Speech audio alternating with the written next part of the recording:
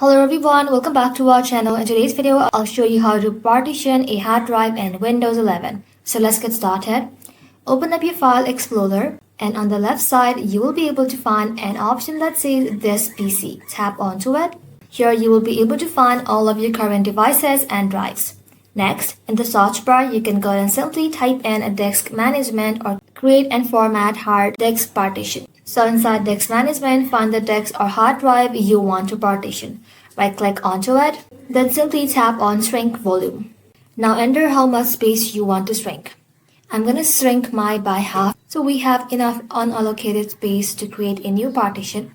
After that, click on shrink and then you'll see a new section labeled as unallocated.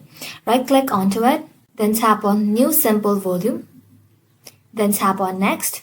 Then choose how much space you want for this partition. If you want multiple partition, choose a smaller amount. I'm using all available space, so I'm gonna go ahead and simply press next. Now choose a drive letter. I usually leave it as on default. Tapping on next again, then tap on next, then tap on finish. Now, after it is done, head back to your File Explorer. And here you will see a new partition listed alongside your original one, both on the same physical hard drive. That's it. Thank you all for watching. If this video was helpful, leave a like and sub, and I'll see you in the next one.